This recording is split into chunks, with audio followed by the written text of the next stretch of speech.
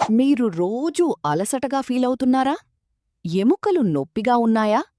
ఇది సాధారణం కాదు. మీ శరీరం ఒక సిగ్నల్ ఇస్తోంది. ఇది చిన్న విషయం కాదు. వైటమిన్ డి లోపం వల్ల మీ శరీరంలో జరిగే మార్పులు మీకు తెలియకుండానే ప్రమాదకరమవుతాయి. వైటమిన్ డి అంటే ఏమిటి? ఇదొక విటమిన్ మాత్రమే కాదు. ఇది మీ శరీరానికి సూర్యుడి నుంచి వచ్చే శక్తి. ఇది ఎముకలు బలంగా ఉండటానికి, ఇమ్యూనిటీ పెరగడానికి చాలా అవసరం. ఇది లేకపోతే చిన్న సమస్యలు కూడా పెద్దవిగా మారతాయి.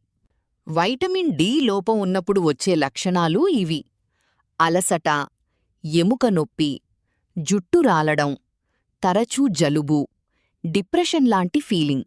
భారతదేశంలో 70% మందికి వైటమిన్ డి లోపముంది, కాని చాలామందికిది తెలీదు. ఇది ఎందుకొస్తుంది? సూర్యరశ్మి తక్కువగా ఉండటం, ఇంట్లో ఎక్కువ సమయం గడపడం, జంక్ ఫుడ్ ఎక్కువగా తినడం. దీన్ని ఎలా తగ్గించాలి? రోజుకు 15-20 నిమిషాలు సూర్యరశ్మిలో ఉండండి. పాలు, గుడ్లు, చేపలు తినండి. అవసరమైతే డాక్టర్ సలహా. ఇవి ఫాలో అయితే మీ శరీరం మళ్ళీ బలంగా మారుతుంది. మీ ఎనర్జీ తిరిగొస్తుంది. మీ ఆరోగ్యం మీ చేతుల్లోనే ఉంది. ఈరోజు నుంచే జాగ్రత్త పడండి.